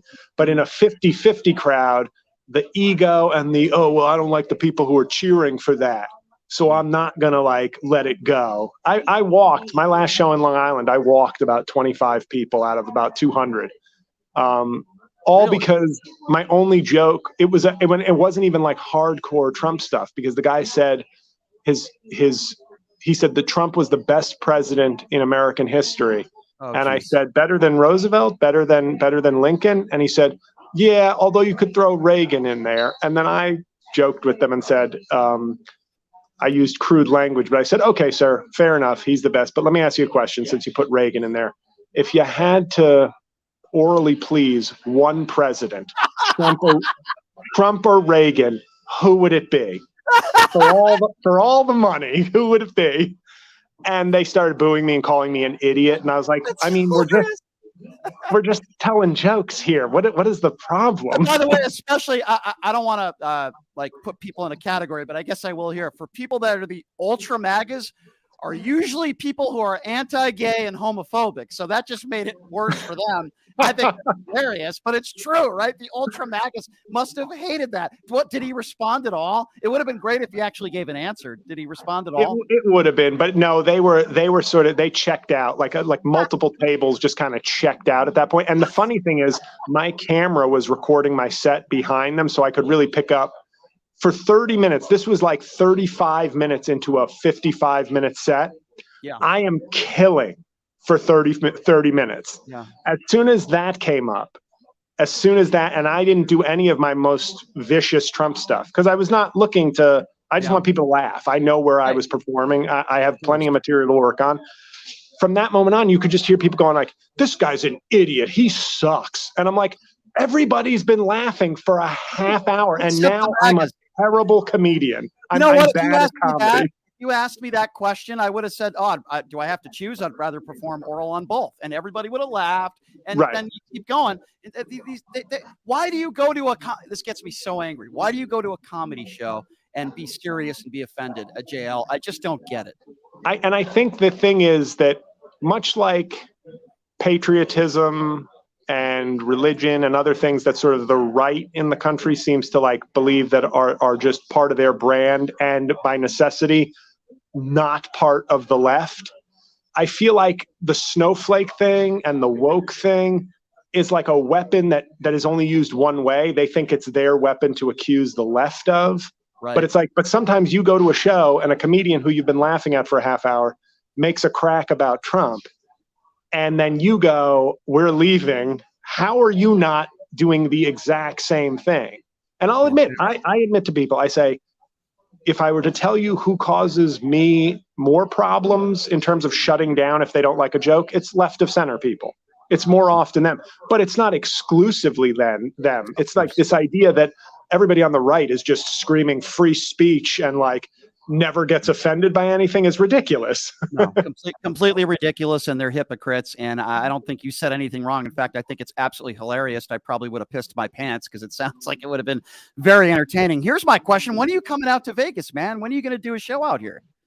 I'm always trying to get booked, but it's to be honest, it's not the easiest. I have no agent or no manager, so everything is mom and pop shop here. So I'm at the whim of whoever returns my emails. Well, basically. You know what, my man, I know a lot of people who run comedy clubs here in town, and I'm gonna shoot you some of those contacts because I want to see you perform here in Vegas. I promise you that if you do some of that Trump material here, you will not have any problems. Okay, people like Trump jokes around here, and Steve Hofstetter, who I think is another brilliant comic, he comes to town all the time. He's a liberal comic. I mean, he just. Oh no, I know Steve.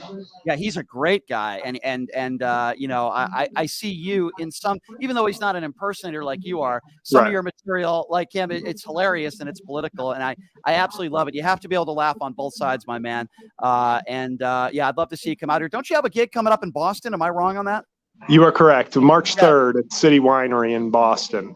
I've been there before. I grew up in Connecticut, and I used to spend a lot of time in Boston. And I'm in Fairfield, Connecticut on March 5th. Oh, Fairfield's pretty nice too. A lot of people are from New York live in that area. Fairfield's great. So, well, you know what, my friend? One of these days we're going to get you out here to Vegas. You're That'd be awesome. Extremely funny and talented. Please tell your friend Donald Trump I said thanks for joining us as well, okay? I will. Thank you. I appreciate you having me. Thanks, JL. You're the best, my friend. Have a good one. Bye. All right. That is JL Calvin. Very funny guy. So I'm just imagining being in a comedy club, and this guy, JL Calvin, obviously he's probably a Democrat, and he's making funny jokes, and he's ragging on Donald Trump. And this guy gets up and says Donald Trump is the best president of all time, maybe Reagan. I'm just picturing this. I'm picturing this guy who probably lives in middle America, who's a MAGA fan and all that stuff. And then JL says, okay, well, let me ask you a question then. Let's try to narrow this down. Who would you rather perform oral to, Ronald Reagan or Donald Trump? To a far right Republican, that is the worst question you can ask them because, number one, many of them don't have a sense of humor. And number two, a lot of them are homophobic. So it puts them in the worst possible spot ever, as opposed to somebody like me that would make a joke and say, well, I'd perform on both of them. I don't know. I just think that's a brilliant response. Anyway, I appreciate JL joining us on the show. All right. We have a bigger controversy surrounding William Hill. It's not the app going down. It's not the fact that the sports books were down. It's not the fact that they weren't able to pay customers. That's bad enough. But now we have a new scandal that has broken here in the last few hours, and it is mesmerizing. If you're wondering what that is, We are going to talk about it next, and it has nothing to do with books being shut down or the app being shut down. Folks, you're not going to believe it. We'll take a quick break, and we'll talk about that coming up next. You are listening to Pushing the Limits right here on KSHP.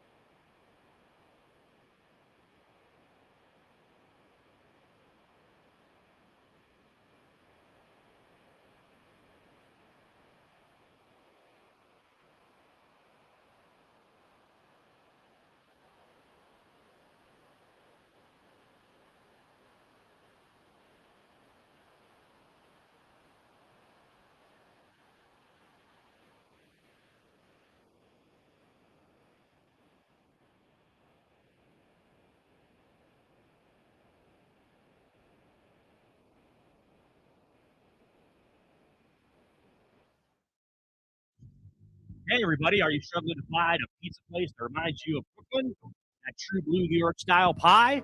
Well, worry no more. Stallone's Italian Eatery Pizza is a knockout. We're located at 467 East Silverado Ranch Boulevard, just off of Premier Road, half a mile east of South Point Casino, just minutes from the Las Vegas Strip. Come by and grab a slice of pie. Plus, check out our Brooklyn-inspired Italian cuisine. Our sandwiches are super hero, that is, because why be a sub when you can be a hero? Stallone's Italian Eatery is here to serve you phenomenal food, Vegas. Forget about it.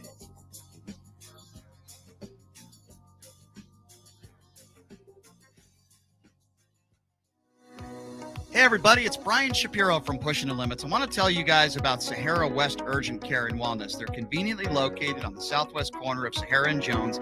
They're open Monday through Friday, 9 a.m. to 9 p.m. and Saturday, 9 a.m. to 5 p.m.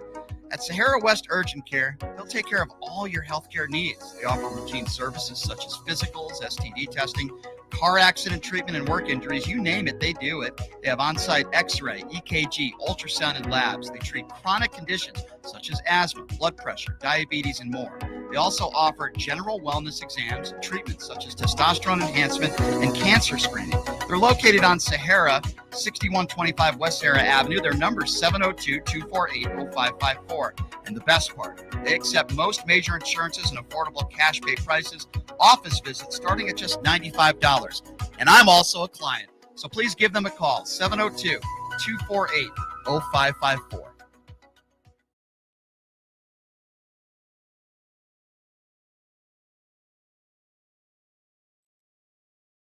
All right, welcome back. It is Pushing the Limits on a Thursday. Programming note tomorrow on the show.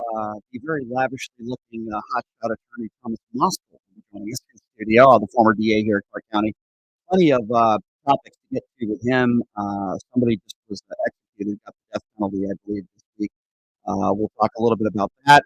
I'm going to get into Chris Beard a little bit now on the show, but before I do that, I want to talk to you guys a little bit about William Hill again. Now, I mentioned the William Hill Sports app a little bit earlier in the show. Those of you that are unaware, the William Hill app went down after the Super Bowl. Sports bettors weren't allowed to collect their bets because the books were down. It took like 48 hours to pay everybody, which is absurd. But now there's another scandal. And before I get to the Chris Beard situation, I want to talk a little bit about this. There's another scandal involving William Hill that has been silent until now that I wanted to share with all of you. and it involves the Nevada Gaming Control Board. Nevada Gaming Control Board, they have their own detectives, as you know, and detectives have recently interrupted an embezzlement scheme where employees of the sports betting company William Hill apparently altered kiosks at locations across Las Vegas to steal money. Shravran Singh and Paige Steiner are each facing charges in connection with this alleged scheme, according to documents. Steiner faces 290 charges. According to the website, William Hill operates more than 100 race and sports books in Nevada. Caesars Entertainment just purchased William Hill for $4 billion back in 2021. This is a company that has a lot of money. Detectives believe that the employees completed fraudulent cash adjustments on 166 separate dates, totaling to nearly 3,000 separate instances. 3,000. The company then terminated this guy Singh on January 19th. They defrauded the company for at least $70,000. This comes at a time when William Hill, all their sports books went down for 48 hours. They couldn't pay people. The phone app went down. It just went back up yesterday. This company has lost so much credibility. It's just unbelievable now. Caesars purchased it again for $4 billion back a few years ago in 2021. As you know, William Hill, they operate these betting kiosks. I mean, sports betting is pretty much legal across the country now. But yeah, pretty tough stuff. I wanted to talk a little bit about Chris Beard. If you don't know who Chris Beard is, pretty good college basketball coach who coached at Texas, and he's coached at Texas Tech. He's had a number of different jobs, and he's very successful head basketball coach. So Chris Beard was let go from his job at Texas because of being charged with domestic violence in regards to, I believe, his fiance or wife. Well, University of Texas fired Chris Beard before even he was convicted of a crime. Now, they're allowed to do that, but this is a very complex story. Now, it's very interesting because since Chris Beard lost his job, his wife has come forward and said, well, listen, this was self-defense. I never told police that he strangled me, so on and so forth. So this is a very complex situation because now they have dropped the charges. The DA out there has dropped the charges on former Texas college basketball coach Chris Beard. But what makes this story interesting is that Chris Beard's still out of a job. So it leads me to this. Now, here's what I think happened. Here's what I think happened in this Chris Beard situation. What I think happened is I believe Chris Beard did act completely inappropriately. I believe he did put his hands on his wife. He probably did strangle her. There were bruises on her body, according to the police report. So I do believe he roughed her up. But the reason why he's not getting prosecuted is they don't have enough evidence to prove that it wasn't or was self-defense. And now the wife has come forward, which is the big deal, and says, I never wanted him prosecuted and it was self-defense. So the DA probably says, well, it's going to be really hard to prosecute this guy because we don't have any witnesses and the wife is the only witness. And now she's claiming that it was self-defense and he didn't do anything wrong. But the University of Texas has still fired Chris Beard for cause. And I guess in the contract, they're allowed to do that if they feel that any type of behavior is detrimental towards the university and not representing the university. That's exactly what happened here. But it sets an interesting precedence, right, for college basketball coaches and really anybody.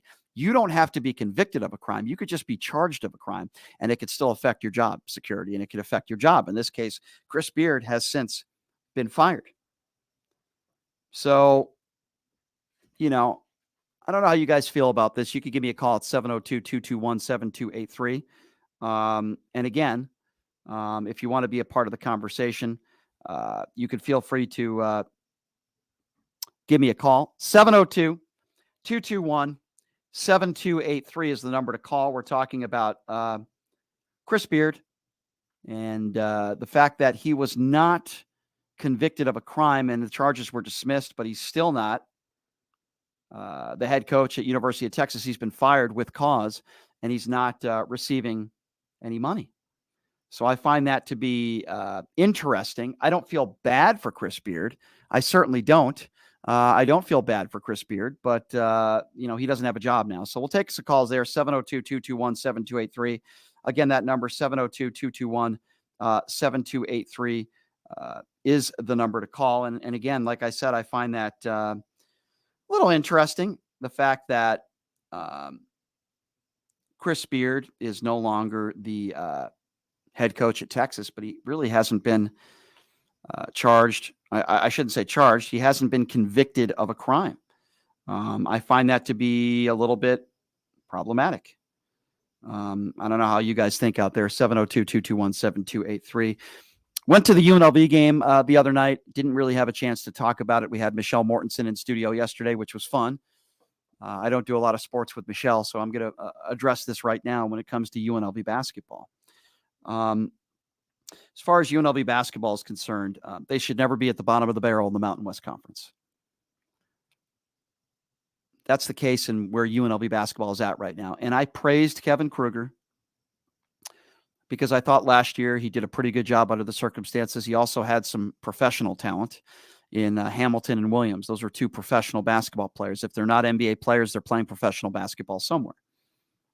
So the other night they were playing San Jose State. And San Jose State is not what I would call a powerhouse, but they have a very good coach in Coach Tim Miles. And San Jose State was one of the worst college basketball teams in the country a couple years ago, and Tim Miles now has them respectable, winning half their games in the Mountain West Conference and having a winning record. So Miles is a good coach. San Jose State's not a very good basketball team. UNLV just came off of losing to Fresno State at home. They lost to San Diego State. That's not a bad loss, but they lost to Fresno State twice. Fresno State's not a good basketball team. Neither is San Jose State, and they come to town, and UNLV loses, and for the most part, we're not in control the entire game. San Jose State was. I like Kevin Kruger, and I think Kevin Kruger is an easy guy to root for. He's a good dude. I don't have a problem with him personally. I like Kevin. Kevin came on the show the other day. I think he's a nice guy, and he's a good coach. Well, for the most part. But that good is having me scratch my head a little bit and say to myself, all right, well, he's underachieved with this team this year. There's no question that Kevin Kruger has underachieved with the UNLV basketball program. I don't think that's for debate. I like Kevin. He's a good guy. I love his father, Lon. Lon's a great guy.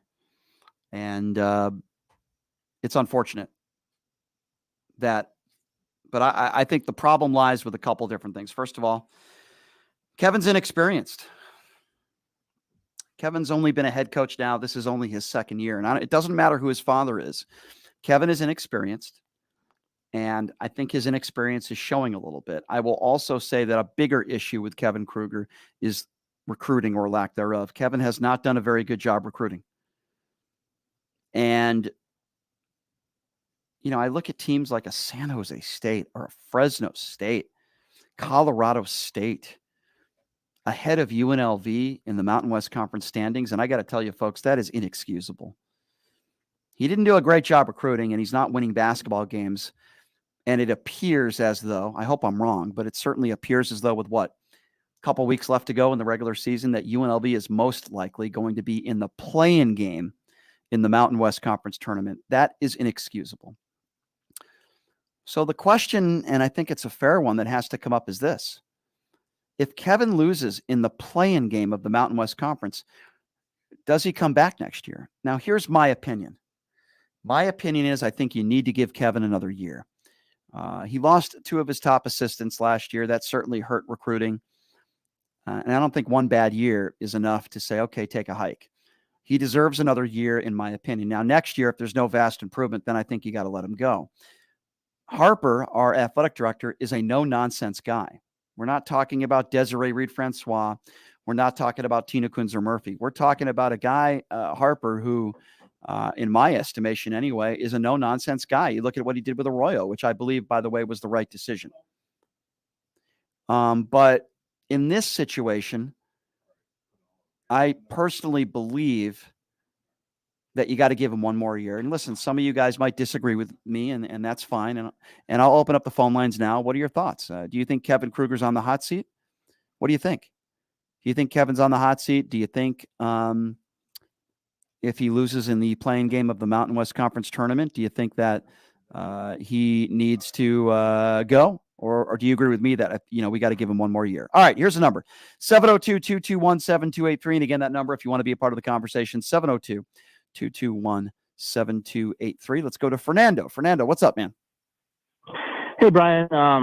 With Chris Beard, you've seen him coach on the side many times, I'm sure in person or on TV. Mm-hmm. And he's out of control sometimes, okay? Yeah. Would you agree with that? Out of control as far as what? Just his antics on the sidelines?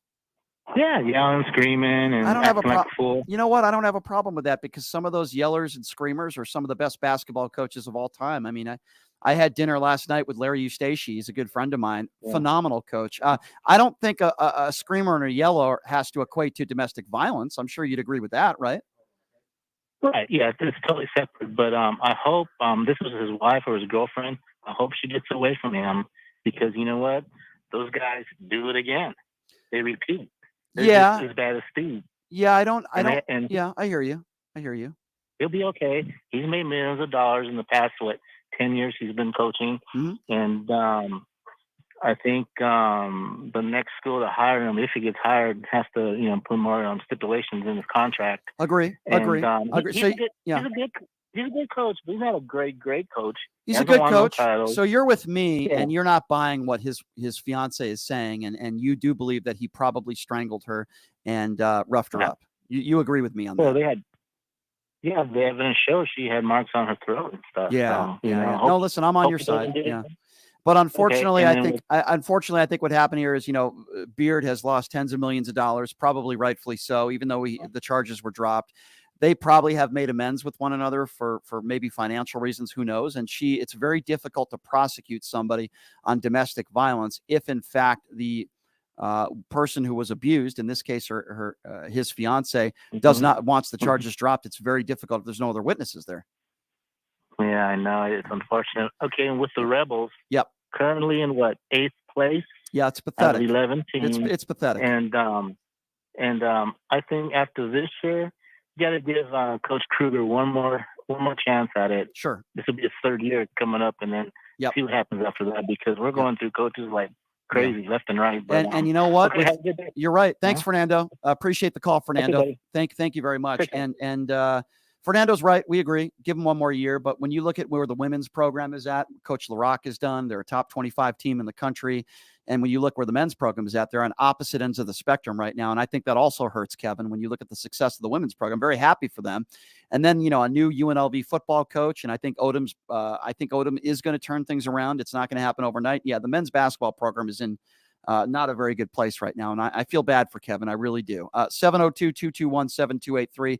Talking about Chris Beard. The charges have been dropped. Do you think he should coach again? We're also talking a little UNLV hoops. Let's go to Zach. Zach is next on Pushing the Limits. What's up, Zach? Yes, I think that Kevin Kruger should be fired. And the main reason why is because 9 of the 11 head coaches in the Mountain West have been to the NCAA tournament. Kruger and Hudson are the only ones who haven't, and they're and like Kevin Kruger, I'd rank him dead last among head coaches. Zach, you make a good point because Hudson, by the way, is also on the hot seat, and the rumors that I've heard that Hudson is probably going to be fired at the end of the year. I think you make a very valid point. There are a lot of good coaches in the Mountain West. You look at what Alfred has done. Nevada was supposed to be where UNLV is at. Alfred's done a pretty good job. You look at the Utah State coach there. He's done a fine job. Patino, New Mexico's not great, but they're certainly much improved. I think what Tim Miles has done, the former Colorado State and Nebraska coach, what he's done with this San Jose State team and turning them around with not a lot of talent, Miles has done a phenomenal job. We know Leon Rice is always up there at the top, and you know how I feel about Dutch over at San Diego State. Listen, you're absolutely right. One thing I will say about this conference, they have some good coaches, and I'm not sure right now I would put Kevin in that category, sadly. Right, Zach?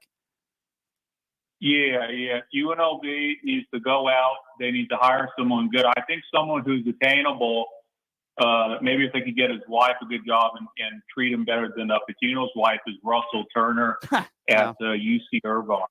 The problem here that we have, Zach, well, first of all, it's money.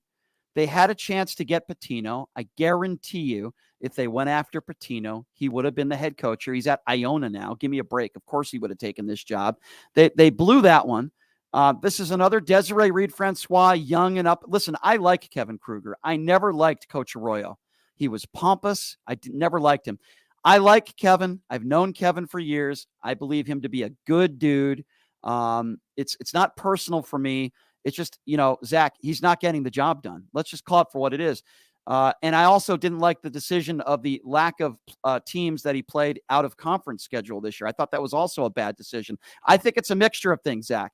I think it's a mixture of maybe not being a great leader, not being a great head coach, maybe not being a great recruiter. I don't think he's done a good job recruiting. And I think you mix those two things together, you're 8th in the Mountain West Conference. Yeah, and last thing I'll say is that Kevin Kruger essentially thought he could come in and be like Eric Musselman and just recruit like all transfers and make it work. But Eric Musselman's a former NBA head coach, and he's got a lot of coaching experience. The first-time head coach is not going to succeed doing that. You're right, and I love Eric Musselman. I know that Dave Rice probably isn't a big fan. He lasted as an assistant for 1 year over there when he was at Nevada. Musselman turned around the Nevada program. Musselman is doing a great job now. Musselman is a really, really good coach, and he's tough, just like his father was.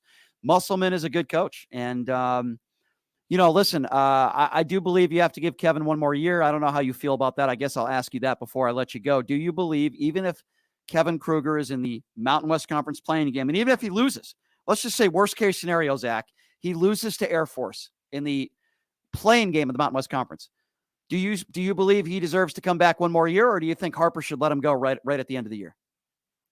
I think that should be it, because I mean that proves that he's not going to get it done. And like, if someone cannot get it done, it doesn't matter if you give them like 3 years, 4 years, 1,000 years. They're never going to get it done. All right. Well, hey, Zach, you're not the only one that feels that way, brother. So I appreciate your opinion. I appreciate you calling in, Zach. Good to hear from you. And we hope that doesn't happen, Zach. But listen, I understand why somebody like you would say that. I'm not going to say that's a ridiculous take, because it's not. Me personally, and it's not because I like Kevin, I think you got to give him one more year. Well, you don't have to. That's just my opinion. I'll put it to you this way. If they do decide to fire him, and I'm not sure that Harper will do that, I think he will probably give him one more year. But if Harper does pull the trigger and fire him, you better have somebody else ready to go. You better have a name. You better have somebody that's been a head coach before that's had some success. You better have somebody waiting. My personal feeling is that I do not think that will happen. They can lose every game the rest of the year. I don't think that Harper is going to pull the trigger and fire him. I think they're going to give Kevin Kruger one more year. Hey, I could be wrong. I'll be honest with you. I was a little surprised when they fired Arroyo. I was happy they fired Arroyo. Good riddance. I thought it was the right fire. I thought it was a good decision. I kind of like the Odom hire. I think he's going to do okay. I think he gets it. But it's not that Kevin doesn't get it. It's not that he doesn't bleed Rebel Red. It's not that he doesn't care. It's not that he's not good with the media, because he is. There are a lot of opposites to Coach Arroyo, even though it's a different sport. Kevin doesn't walk around being Mr. Pompous. He doesn't walk around thinking he's the best like Arroyo did. It's not a personal thing, and it's not the way Kevin acts. I think he's a class act. It's just the fact that you're not getting results. I mean, and I think of the days of Dave Rice, right? Dave Rice was a really bad head coach. And then people say, oh, well, he recruited great. No, he didn't. You want to know who the people that recruited? It wasn't Stacey Augman. It was Ryan Miller and Todd Simon. They recruited 95% of the NBA talent that they had over there. Wasn't Dave Rice. Dave Rice didn't recruit, and he's not a good head coach. If Dave Rice was a really good head coach, he'd be a head coach somewhere right now. He's not. He's not. Nice guy.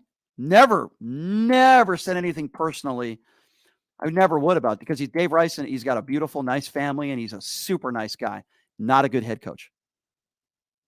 Menzies, terrible job here. Don't like him. Personally, don't like the guy at all. Same thing with TJ Altsberger. I know what you're going to say about TJ. Oh, he's killing it out there at Iowa State. Okay. Let's give him some time. I personally don't think that TJ Ottsberger is a great basketball coach, but you could also say, well, look at the last year and a half he's had. Look at what he's done at Iowa State. Well, you'd be right. He's done very well. He's had a lot of success. Let's see where TJ's at 2 or 3 years from now. I don't think the success is going to continue. We will see. Usually with coaches that I don't think are very good, time is not on their side. So we'll see about TJ. This is year 2 for Kevin Kruger. And I know it didn't help that some of his assistants left. I thought that was a big blow. But you got to find a way to do a better job recruiting. I'm sorry. They just don't have the talent that they had last year. They don't have the talent, and the offense just looks terrible. Now that they're getting scouted, where does the offense come from? I mean, it looked really bad against San Jose State the other day. It looked terrible against Fresno. And I know I asked Kevin this question in the press conference the other day. I said, forget about the X's and O's. I said, what about effort? And, Kevin gave me the answer of, it's not really effort. But I got to tell you, man, they look tired out there in these second halves of these games. They look tired against San Jose State. They look tired in the second half against Fresno State. They just don't look good.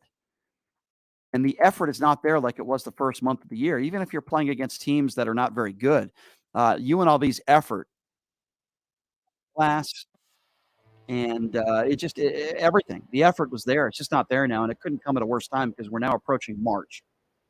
So we'll have to wait and see what happens. But, hey, VGK in action tonight. I'll be checking out that game at T-Mobile.